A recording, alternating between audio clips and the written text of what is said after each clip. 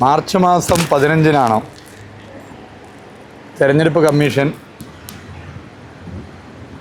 തെരഞ്ഞെടുപ്പ് തീയതി പ്രഖ്യാപിച്ചത്. മാർച്ച് 15 മുതൽ ഏപ്രിൽ 9 വരെ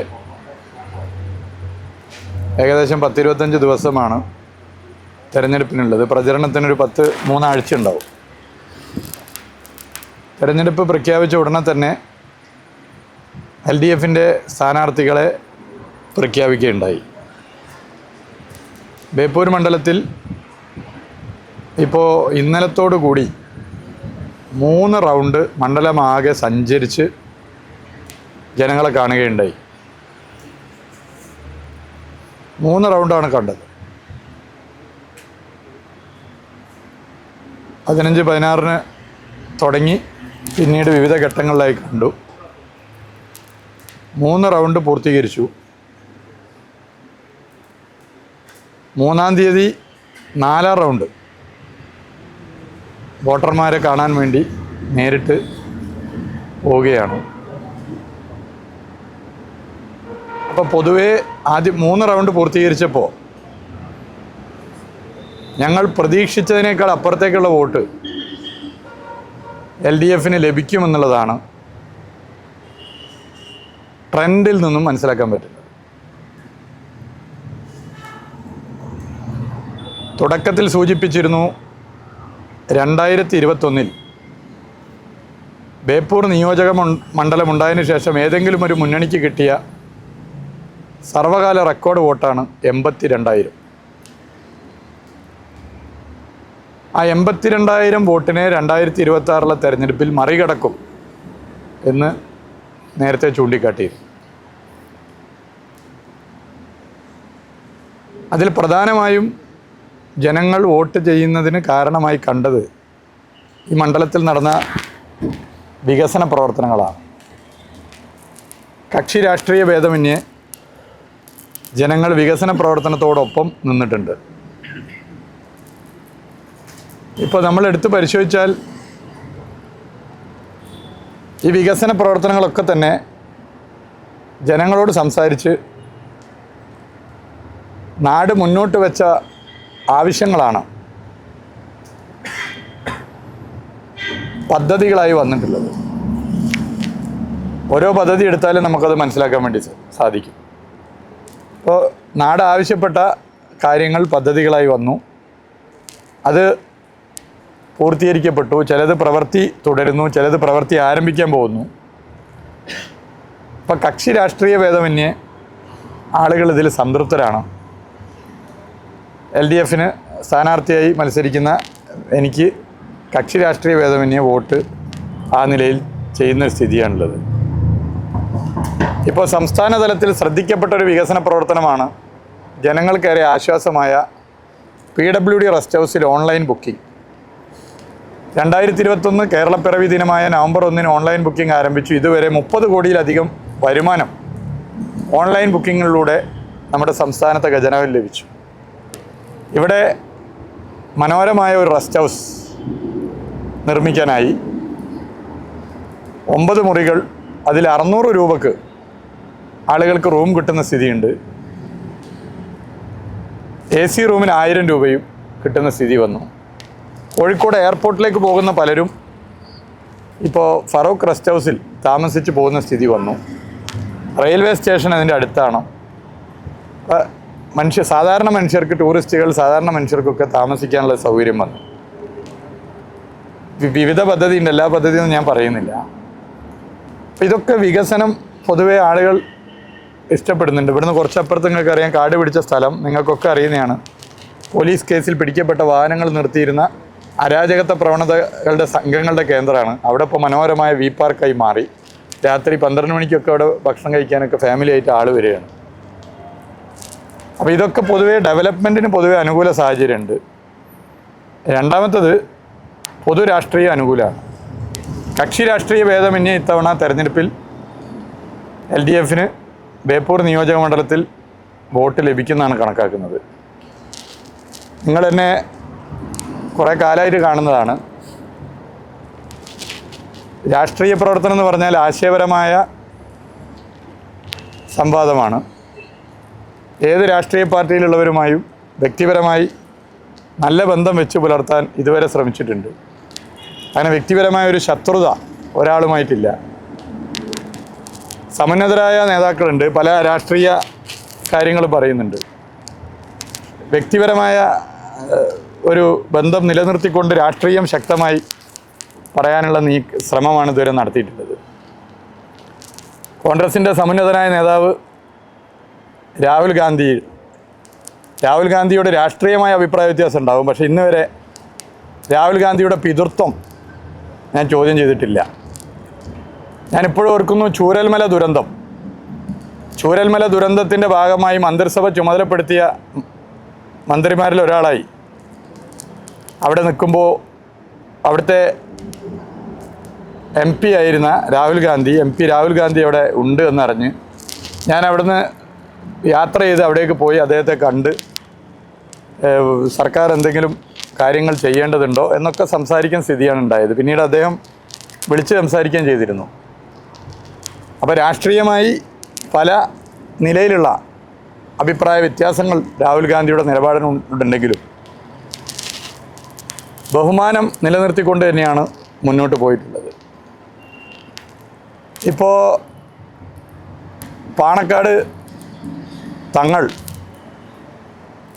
തങ്ങളെ ഒരു രാഷ്ട്രീയ നേതാവ് എന്നുള്ളതിൽ അദ്ദേഹം ഉയർത്തിപ്പിടിക്കുന്ന രാഷ്ട്രീയ നിലപാടിനോട് വ്യത്യസ്ത അഭിപ്രായം ഉണ്ടെങ്കിലും അദ്ദേഹത്തെ ആക്ഷേപിക്കുന്ന, അദ്ദേഹത്തിന് യൂത്ത് ലീഗിൻ്റെ നിലവാരമേ ഉള്ളൂ എന്ന് പറയുന്ന പരാമർശങ്ങൾ ഞാൻ നടത്തിയിട്ടില്ല. ഒരു സംഘടനയെ ഞാൻ ചെറുതായി കാണുന്നില്ല. യൂത്ത് ലീഗ് നിലവാരമില്ലാത്ത ഒരു സംഘടനയാണ് എന്ന് ഉള്ള ഒരു അഭിപ്രായത്തിലേക്ക് ഞാൻ പോകുന്നില്ല. യൂത്ത് ലീഗിൻ്റെ രാഷ്ട്രീയ നിലപാടിനോട് വ്യത്യസ്ത അഭിപ്രായം ഉണ്ടാകാം. യൂത്ത് ലീഗിൻ്റെ നിലവാരമേ പാണക്കാട് തങ്ങൾക്കുള്ളൂ എന്ന അധിക്ഷേപം ഞാൻ ഇന്നുവരെ നടത്തിയിട്ടില്ല. അതിൻ്റെ അപ്പുറത്തേക്കും ഒരു കാര്യവും ഞാനിപ്പോൾ ഇതുപോലെ പത്രസമ്മേളനത്തിൽ പറയാൻ പറഞ്ഞിട്ടില്ല. ഇപ്പോൾ ഈ അടുത്ത ദിവസം പാണക്കാട് തങ്ങളുമായി ബന്ധപ്പെട്ട വിവാദം വന്ന ഘട്ടത്തിൽ നിങ്ങളിൽ പലർക്കും അറിയാം, ആദ്യം തന്നെ അത് തെറ്റാണ്, ഒരു തരത്തിലും അംഗീകരിക്കാൻ പറ്റില്ല, ശക്തമായ നിലപാട് സ്വീകരിക്കണമെന്ന സമീപനമാണ് സ്വീകരിച്ചിട്ടുള്ളത്. അപ്പോൾ വ്യക്തി അധിക്ഷേപം, ഇത്തരം അസംബന്ധ പ്രചരണങ്ങൾ, അതിനോട് ഒരു തരത്തിലും അനുകൂലമായ സമീപനം സ്വീകരിച്ചിട്ടില്ല. അത് കക്ഷി രാഷ്ട്രീയ ഭേദമന്യേ സ്വീകരിച്ചു പോയിട്ടില്ല. പൊതുവേ രാഷ്ട്രീയവും വികസനത്തിൻ്റെ രാഷ്ട്രീയവും പറഞ്ഞുകൊണ്ടാണ് തെരഞ്ഞെടുപ്പ് പ്രവർത്തനവുമായി ബന്ധപ്പെട്ട് മുന്നോട്ട് പോയിട്ടുള്ളത്. ആ നിലയിലാണ് പോകാൻ ശ്രമിച്ചിട്ട്. നമ്മളൊക്കെ ഇപ്പോൾ രാഷ്ട്രീയ പ്രവർത്തകരായാലും നിങ്ങൾ മാധ്യമ പ്രവർത്തകരായാലും ദൈനംദിനം റെക്ടിഫിക്കേഷന് വിധേയമാകണം. ഞാൻ എന്തൊക്കെ മാറ്റങ്ങൾ വരുത്തണം, തിരുത്തലുകൾ വരുത്തണം എന്നുള്ളതിന് സ്വയമേവ നമ്മൾ മാറ്റങ്ങൾ കൊണ്ടുവരാൻ ശ്രമിക്കണം. ഞാൻ അങ്ങനെ ശ്രമിച്ചുകൊണ്ടിരിക്കുന്ന ഒരാളാണ്. രാഷ്ട്രീയം പറയുമ്പോൾ രാഷ്ട്രീയം തന്നെ പറയുക. എവിടെയെങ്കിലും അതിൽ ലൈൻ വിട്ട് പോകുന്നുണ്ടെങ്കിൽ അത് തിരുത്തി പരമാവധി തിരുത്തിയാണ് പോകുക. നിങ്ങൾ തന്നെ പലരും പറയാറുണ്ട്, ഇതെന്താണ് ഒരു കളറില്ലല്ലോ, ഒരു കളറില്ലാത്ത പ്രസ്താവനകളാണല്ലോ എന്ന്. പൊതുവെ അങ്ങനെ തിരുത്തി പോകാനാണ് ശ്രമിച്ചത്. ഈ മണ്ഡലത്തിലെ എല്ലാ രാഷ്ട്രീയ പാർട്ടികളിലുള്ളവരെയും, ഒരു രാഷ്ട്രീയ പാർട്ടി ഇല്ലാത്തവരെല്ലാവരും യോജിപ്പിച്ചിട്ടാണ് MLA എന്നുള്ള നിലയിൽ പ്രവർത്തനം നടത്തിയിട്ടുള്ളത്. അതിൻ്റെ ഭാഗമായി ജനങ്ങൾ പൊതുവെ കക്ഷി രാഷ്ട്രീയ ഭേദമന്യേ അനുകൂല സാഹചര്യമാണുള്ളത്. പിന്നെ തെരഞ്ഞെടുപ്പെന്ന് പറഞ്ഞാൽ അത് ജനാധിപത്യമാണ്, പണാധിപത്യമല്ല. ചിലരുടെ ധാരണ പണത്തിന് മേലെ തെരഞ്ഞെടുപ്പിൽ പരുന്തും പറക്കില്ല എന്നാണ്. എന്നാൽ പണത്തിന് മേലെ ബേപ്പൂര് പറക്കും എന്നായിരിക്കും തെരഞ്ഞെടുപ്പ് ഫലം തെളിയിക്കുക. ജനാധിപത്യമാണ്, ജനങ്ങൾ എല്ലാ കാര്യങ്ങളും മനസ്സിലാക്കുന്നുണ്ട്. ആ നിലയിൽ 82,000 എന്ന സർവകാല റെക്കോർഡ് വോട്ടിനേക്കാൾ എത്രയോ അപ്പുറത്തേക്ക് മുന്നോട്ട് പോകാൻ ഈ തെരഞ്ഞെടുപ്പിൽ സാധിക്കും എന്നുള്ളതാണ് 3 റൗണ്ട് പ്രചരണ പ്രവർത്തനം ഇന്നലെ അവസാനിച്ചതിൻ്റെ ഭാഗമായി എനിക്ക് പറയാനുള്ളത്.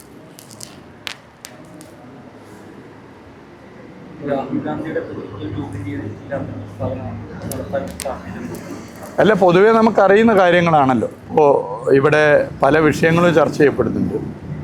അപ്പോൾ തീർച്ചയായും തെരഞ്ഞെടുപ്പിൽ നമ്മൾ രാഷ്ട്രീയമോ അതോ വ്യക്തി അധിക്ഷേപമോ ഏതാണ് എന്നുള്ളത് ചർച്ച ചെയ്യപ്പെടുന്നുണ്ട്. തീർച്ചയായിട്ടും അത് ചർച്ച ചെയ്യപ്പെടും, ഇവിടെ ചർച്ച ചെയ്യപ്പെടുന്നുണ്ട്. ആ നിലയിലത് ചർച്ചയാണ്.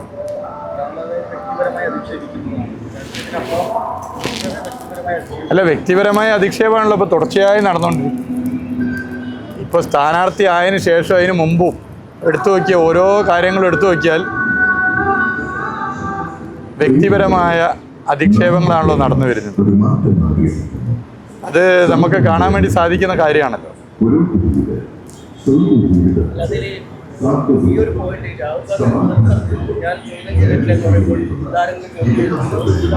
അത് നിങ്ങൾക്ക് അറിയുന്ന കാര്യമല്ലേ, എന്താ സംശയം?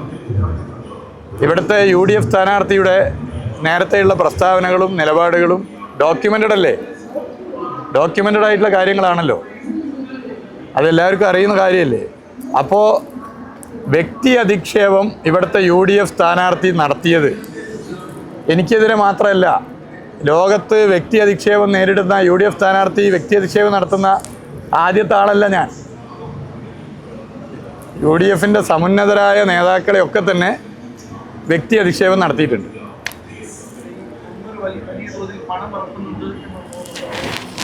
അല്ല, അതൊന്നും ഇപ്പോൾ തെരഞ്ഞെടുപ്പ് എന്ന് പറഞ്ഞൊരു രാഷ്ട്രീയമായ ആശയപരമായ ഒരു ആരോഗ്യകരമായ സംവാദമാണ്. തെരഞ്ഞെടുപ്പ് നാളെ അങ്ങോട്ട് കഴിയും. ചിലർക്ക് ഒരുപാട് യാത്ര ചെയ്യാൻ, അല്ലെങ്കിൽ ചിലർക്ക് കുറേ മറ്റു കാര്യങ്ങൾക്ക് പണം ചിലവഴിക്കാനൊക്കെ താല്പര്യമുണ്ട്.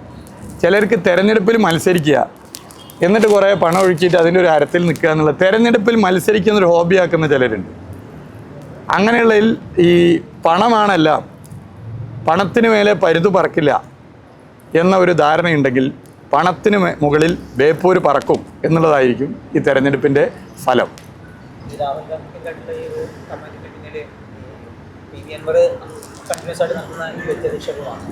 ഇങ്ങനെ അല്ല, പൊതുവായിട്ട് ഈ മണ്ഡലത്തിൽ ഇതൊക്കെ ചർച്ചയാണ്. ഈ മണ്ഡലത്തിൽ ഇതെല്ലാം ചർച്ചയാണ്. ഞാൻ ഇന്ന്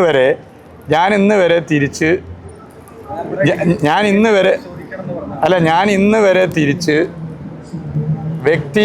വ്യക്തി അധിക്ഷേപത്തിന് ഞാനത് പറഞ്ഞോട്ടെ. ഞാൻ ഇന്ന് വരെ തിരിച്ച് വ്യക്തി അധിക്ഷേപത്തിന് തിരിച്ച് അതേ അർത്ഥത്തിൽ പറഞ്ഞിട്ടില്ല. ഈ 2 കൊല്ലമായി സ്ഥാനാർത്ഥി അതിന് മുമ്പും സ്ഥാനാർത്ഥി ആയതിനു ശേഷവും ഇനിയൊട്ട് പറയാൻ ആഗ്രഹിക്കുന്നുമില്ല. പക്ഷേ ഇവിടെ അതൊരു ചർച്ചാ വിഷയമാണ്. ഇവിടെ ഇപ്പോൾ നിങ്ങൾ ചോദിച്ചുകൊണ്ട് വ്യക്തമായിട്ട് പറയേ, ഇവിടെ അത് ചർച്ചാ വിഷയമാണ്, ചർച്ചാ വിഷയമായി മാറുന്നു. അപ്പോൾ ആദ്യമായിട്ടൊരാളെ വ്യക്തി അധിക്ഷേപം നടത്തുന്നു, അത്ര മോശപ്പെട്ട ആളാണ്, അതുകൊണ്ട് വ്യക്തി അധിക്ഷേപം നടത്തുകയാണ് എന്ന് തോന്നുന്ന നിലയിലാണല്ലോ ഇപ്പോൾ പറഞ്ഞുകൊണ്ടിരിക്കുന്നത്. അപ്പോൾ വ്യക്തി അധിക്ഷേപം UDF സ്ഥാനാർത്ഥിയിൽ നിന്ന് നേരിട്ട ആദ്യത്തെ രാഷ്ട്രീയ നേതാവല്ല ഞാൻ, രാഷ്ട്രീയ പ്രവർത്തകനല്ല ഞാൻ. എന്നേക്കാളൊക്കെ എത്രയോ ഉയർന്ന സമുന്നതരായ നേതാക്കളെ, നമ്മളൊക്കെ ഒരു താഴത്തുള്ള ഒരാൾ, എത്രയോ സമുന്നതരായ നേതാക്കളെ വ്യക്തി അധിക്ഷേപം ഇവിടുത്തെ UDF സ്ഥാനാർത്ഥി നടത്തിയിട്ടുണ്ട്. അപ്പോൾ മണ്ഡലത്തിൽ ഇതൊക്കെ പൊതുവേ ചർച്ച ചെയ്യണം, എല്ലാ കാര്യങ്ങളും ചർച്ച ചെയ്യണം. ഈ UDF സ്ഥാനാർത്ഥി ഇങ്ങനെ വ്യക്തിനിഷേധം നടത്തുന്ന നമ്മൾ ചോദിക്കും പറയുന്നത്, അയാൾ പറയും മറുപടി, ഞാൻ വ്യക്തിപരമായല്ല റിയാസിനെ പറയുന്നത്, സൂപ്പർ മുഖ്യമന്ത്രിയായി ചമയുന്നു, അതിനുള്ള വിയോജിപ്പാണ് രേഖപ്പെടുത്തുന്നതാണ് പറയുന്നത്. അത് നിങ്ങൾ ഈ പറഞ്ഞ ഓരോ വീഡിയോയും ബൈറ്റും എടുത്ത് നോക്കിയിട്ട് നിങ്ങൾ തന്നെ അതിൻ്റെ മറുപടി കണ്ടെത്തി. അദ്ദേഹം പറയുന്നത് ഈ പുതിയ സൃഷ്ടികളൊന്നും നടത്താതെ ഉള്ള പഴയ സൃഷ്ടികളുടെ മുകളിൽ പെയിൻ്റടിച്ച് ലൈറ്റ് ഇടുന്നത്, ഒപ്പം തനിക്ക് താമസിക്കാനായി ഒരു റെസ്റ്റ് ഹൗസ് നവീകരിച്ച് വലിയ ആഡംബര സജ്ജീകരണങ്ങളിൽ രാജാവിനെ പോലെ ജീവിക്കാനാണ് ആ റെസ്റ്റ് ഹൗസ് താങ്കൾ ശരിയാക്കിയെന്നൊക്കെയാണ് അദ്ദേഹം ആരോപിക്കുന്നത്. 25 കോടി മുടക്കിയെന്നൊക്കെയാണ് പറയുന്നത്. അതൊക്കെ ജനങ്ങൾ പരിശോധിക്കട്ടെ. ആ റെസ്റ്റ് ഹൗസ് എന്ന് പറഞ്ഞാൽ ഇപ്പോൾ നിങ്ങൾക്ക് ഇവിടെ ഇരുന്നിട്ട് ഒരു റൂം ബട്ടൺ അമർത്തിയാൽ റൂമുണ്ടെങ്കിൽ കിട്ടും. തിരുവനന്തപുരത്ത് നിങ്ങളെ ബന്ധുണ്ടെങ്കിൽ, നിങ്ങളെ വീട് അല്ലെങ്കിൽ ബന്ധുക്കളെ ഏതെങ്കിലും തിരുവനന്തപുരം എവിടെയെങ്കിലും ഉണ്ടെങ്കിൽ ദൂരത്തുള്ള അവർക്ക് അവിടെ നിന്ന് ഒരു 600 രൂപക്ക് ഒരു ബട്ടൺ അമർത്തിയാൽ ഇവിടെ റൂം കിട്ടും. ഇപ്പോൾ തിരഞ്ഞെടുപ്പ് സമയമാണല്ലോ, നിങ്ങൾക്ക് പരിശോധിക്കാം. അപ്പോൾ റെസ്റ്റ് ഹൗസ് എന്ന് പറഞ്ഞാൽ അത് കേരളത്തിൽ എല്ലാവർക്കും താമസിക്കാനുള്ള സൗകര്യം, അത് ഓൺലൈൻ ബുക്കിംഗ് ആക്കിയത് ഗുണമാണ്. റെസ്റ്റ് ഹൗസുകൾ ഇനിയും വർദ്ധിക്കണം. 600 രൂപയ്ക്ക് മുറി കിട്ടുന്ന റെസ്റ്റ് ഹൗസുകൾ കേരളത്തിൽ ഉണ്ടാവുക എന്ന് പറഞ്ഞാൽ സാധാരണ മനുഷ്യർക്കൊരു ആശ്വാസമാണ്. നിങ്ങൾ പിന്നെ അദ്ദേഹം പറയുന്നതാണ്, അങ്ങനെ കണ്ടാൽ മതി.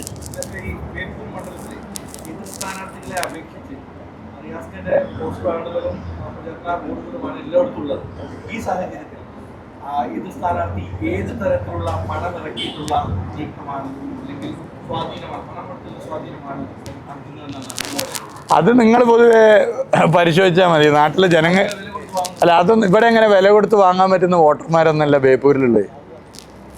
വില കൊടുത്ത് വോട്ടർമാരെ വാങ്ങാൻ പറ്റുന്ന ആളുകളല്ല ഇവിടെ. രാഷ്ട്രീയ പ്രബുദ്ധരായ വോട്ടർമാരാണ് ഉള്ളത്. അതാ ഞാൻ പറഞ്ഞത്, പണത്തിന് മേലെ പരുന്തും പറക്കില്ല എന്ന് കരുതുന്നവർക്ക് പണത്തിന് മേലെ ബേപ്പൂർ പറക്കും എന്നായിരിക്കും തെരഞ്ഞെടുപ്പ് ഫലം. അത് നമുക്ക് കാണാം. കേരളത്തിൽ വന്നിട്ട് രാഹുൽ ഗാന്ധി ചോദിക്കുന്നത് എന്തുകൊണ്ടാണ് പിണറായി വിജയനെ അറസ്റ്റ് ചെയ്യാത്തത് മോദി എന്നാണ്. അല്ല, ഞാനത് ബാക്കി കാര്യമൊക്കെ പറഞ്ഞപ്പോൾ ഇതിനാണല്ലോ വിളിച്ചത്. നമുക്ക് സമയമുണ്ട്, നാളെയും മറ്റന്നാളൊക്കെ മറ്റു കാര്യങ്ങൾ പറയാം. രാഹുൽ ഗാന്ധിയാണ് പാട്ട് പാടുന്നത്, പോറ്റിയുടെ പാട്ട് പാടുന്നത്. രാഹുൽ ഗാന്ധിയാണ് പോറ്റിയുടെ പാട്ട് പാടുന്നത്. അത് ഞാൻ പറഞ്ഞല്ലോ, അതൊക്കെ നേതാക്കന്മാർ പറഞ്ഞു കഴിഞ്ഞല്ലോ. അത് ഉത്തരവാദിത്തപ്പെട്ട നേതാക്കന്മാർ അതിനെക്കുറിച്ച് പറഞ്ഞിട്ടുണ്ട്. നേതാക്കന്മാർ പറഞ്ഞിട്ടുണ്ടല്ലോ. ഞാനൊരു സ്ഥാനാർത്ഥിയാണ്, എന്നേക്കാൾ ഉയർന്ന നേതാക്കന്മാർ അതിനെക്കുറിച്ച് കാര്യങ്ങൾ പറഞ്ഞിട്ടുണ്ട്. ലീഡർഷിപ്പ് പറയേണ്ട കാര്യങ്ങൾ അതൊക്കെ ലീഡർഷിപ്പ്.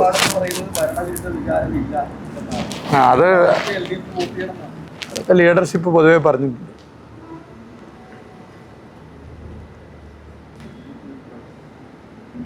കോട്ടയത്തെ മാധ്യമപ്രവർത്തകർക്കെതിരെ DCC വൈസ് പ്രസിഡന്റ് കയ്യേറ്റം.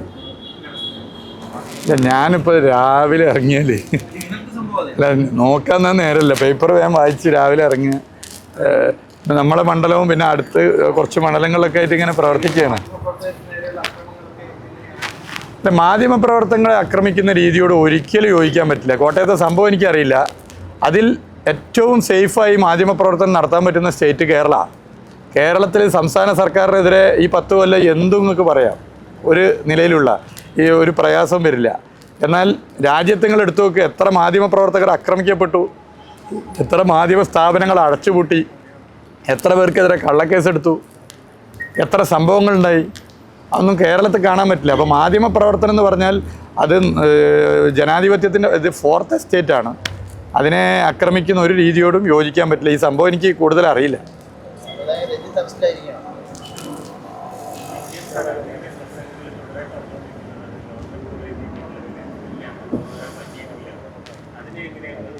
അതൊക്കെ ഇവിടുത്തെ ജനങ്ങൾക്ക് അറിയാം, എല്ലാ കാര്യങ്ങളും അറിയാം. ജനങ്ങൾ എല്ലാ കാര്യവും മനസ്സിലാക്കുന്നുണ്ട്. Government arts and science college south മണ്ഡലത്തിലാണ്. അതിൻ്റെ ഒരു ഭാഗം ബേപ്പൂർ വില്ലേജിലാണ്. ഗവൺമെൻറ് ആർട്സ് ആൻഡ് സയൻസ് കോളേജിൻ്റെമായി ബന്ധപ്പെട്ട് ഇപ്പോൾ വലിയൊരു സ്റ്റേഡിയം അവിടെ വരാൻ വേണ്ടി പോകുന്നു, മറ്റ് കാര്യങ്ങൾ അവിടെ വരാൻ വേണ്ടി പോകും. ഗവൺമെൻറ് ആർട്സ് ആൻഡ് സയൻസ് കോളേജിൽ നമ്മൾ സൗത്ത് മണ്ഡലത്തിൻ്റെ ഭാഗമായിട്ടുള്ളതോ ഇപ്പുറത്ത് ഒരു കഷ്ണം ഈ ഭാഗത്ത് ബേപ്പൂരിൻ്റെ ഭാഗമായിട്ടുള്ളതാണ്. അപ്പോൾ ബൗണ്ടറിയൊക്കെ നമ്മൾ നന്നായി മനസ്സിലാക്കി പോകേണ്ടതുണ്ട്. ഇനി ഗവൺമെൻറ് കോളേജ് എവിടെയെങ്കിലും തുടങ്ങാനുള്ള സാധ്യത ഉണ്ടെങ്കിൽ അതിലൊന്നും ആർക്കും ഇവിടെ ഒരു പ്രയാസം ഉണ്ടാകുന്ന കാര്യമല്ല. ആർക്കും അതിന് ബുദ്ധിമുട്ടുള്ളത്. അപ്പോൾ വിമർശിക്കാനായി വിമർശിക്കുക, എന്തെങ്കിലും പ്രശ്നങ്ങൾ സൃഷ്ടിക്കാൻ ശ്രമിക്കുക എന്നൊരു രീതി പൊതുവേ എനിക്ക് തോന്നുന്നില്ല എല്ലാവരും അംഗീകരിക്കുന്നു.